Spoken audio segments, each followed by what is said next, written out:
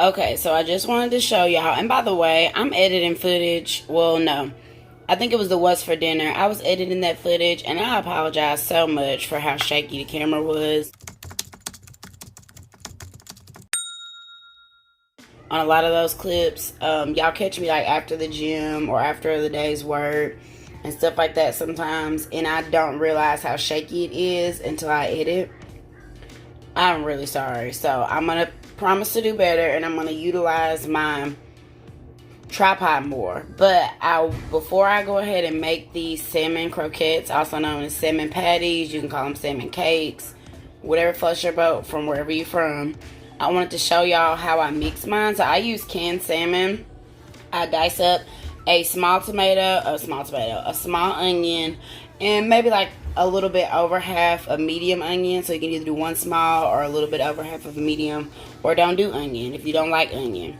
But I dice up an onion, salt, pepper, lemon juice, fresh or from the bottle, and Old Bay is what I've been doing here lately.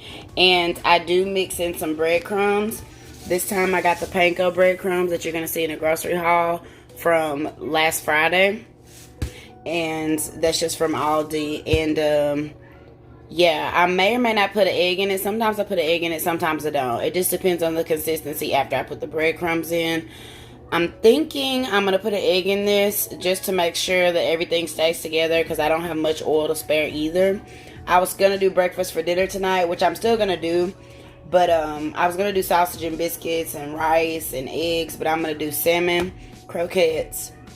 I'm going to do these hot chocolate complete pancakes from Walmart. We got these during the holidays, but it's more than enough for us to keep going, and they taste real good. So I'm going to do those.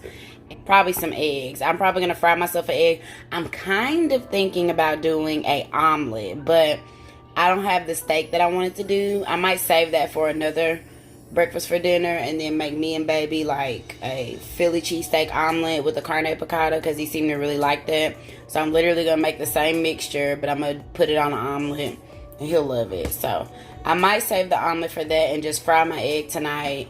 I'm going to eat a pancake with them, even though I shouldn't, but it's just the times I'm in. And then the salmon croquettes, and I'm still going to do rice.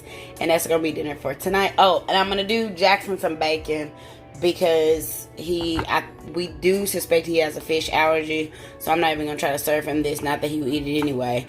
And Cadence will eat these. So, peace. A pro tip. Taste because this is canned salmon. You could technically eat it straight out of the can like tuna if you want it. But taste not straight out, because you do need to flake it and get the bones and stuff out.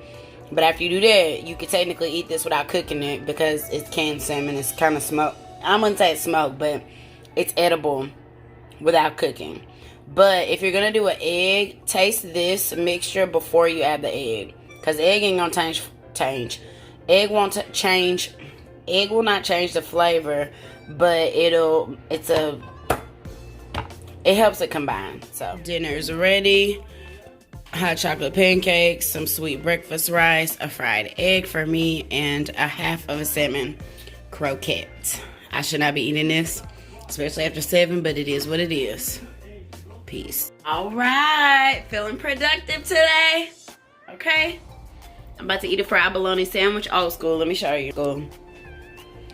It is old school fried bologna sandwich. There we go.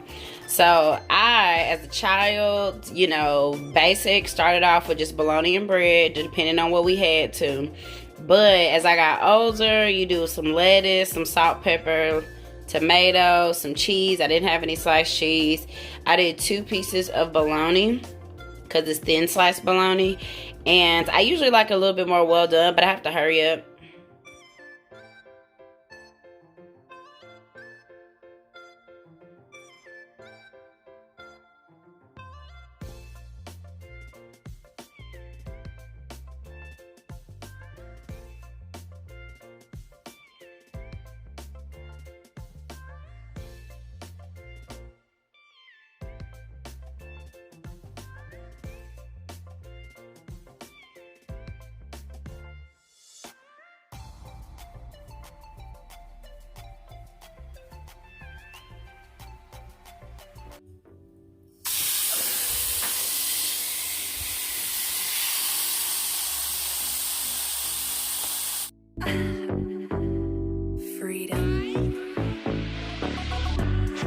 Unfortunately, I completely forgot to record the ending product after this was in the crock pot for over 8 hours. I did get 2 recipes out of this pulled pork crock pot recipe. One being a pulled pork sandwich, baked beans, and potato salad. 2, we topped it on some fried potatoes with Gouda cheese, green onions, barbecue sauce, as well as diced jalapenos.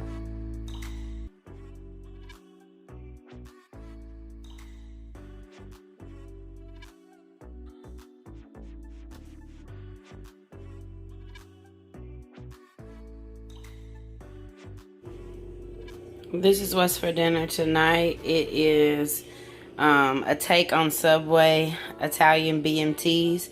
So it's pepperoni, salami, and ham. We usually get banana peppers, pickles, lettuce, and tomato on it with some cheese. I got the other half of this. This is a ciabatta. No, it's a baguette. They didn't have the bread I was looking for. The cheddar, whatever that cheddar bread is at Subway, they didn't have anything like that, anything with like seasoning on it. So I just went ahead and got this baguette and I buttered it, put a little bit of garlic powder on it, and that's just what we're gonna use for the sandwiches. And then I got some Ripple chips, and all of this stuff came from Aldi. Literally everything except the pepperonis I just got from Aldi. So Jackson request. This is Nadia's, mine, me, and Jackson's. And when Corey comes home, I'm going to get him to wake me up. So I'm going to make his on this. He usually doesn't get this from Subway. Well, he used to. But he prefers the cheesesteak without the cheese. But he doesn't really like a lot of bread. Even though this isn't as big a bread as Subway is, I don't know if he'll be able to handle it. So I'm just going to use that, what is that? The artisan flatbread. Oh my goodness. Let me get my lighter. All right. Peace.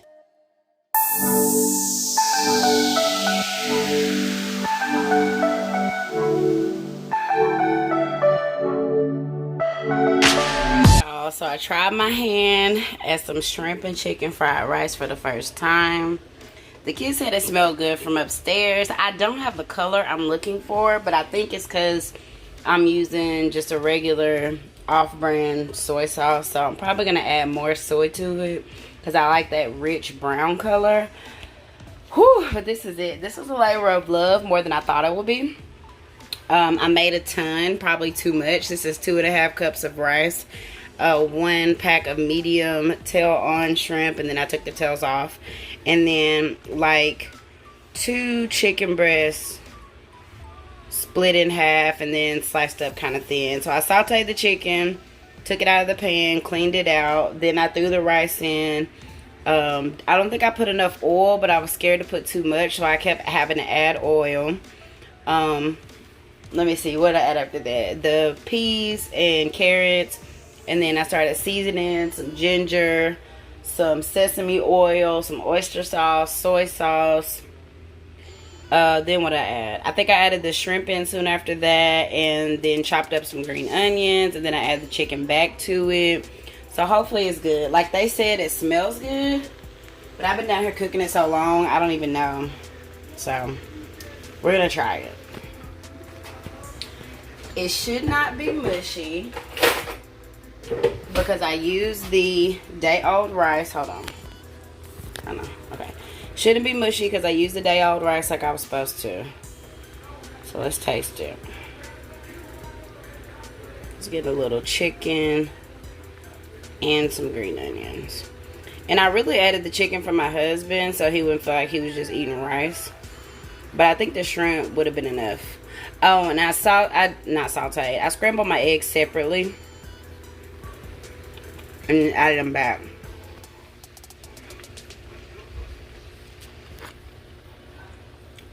Pretty good. It tastes like a house rice.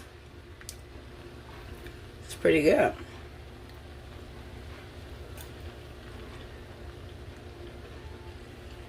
Pretty good. Like I said, I might add soy sauce because not only is it off-brand soy sauce because we're just on a budget, it's low sodium because we cook with soy sauce a lot, especially Cadence. So since I'm trying to let her be more independent and do her own thing, I'd rather have low sodium to try to help her figure out that balance. But it's good. I'm about to turn it off and then let the kids eat. It's 8 o'clock. It's late. But I was trying to get ahead on Jackson's Valentine's box. And that didn't turn out like I planned. So I had to take the paper off the lid and rewrap it. And I asked my husband to work on it tomorrow. And if he doesn't, I'm just going to try again myself tomorrow. So, that's it. Let's go. Let's go. That was yours.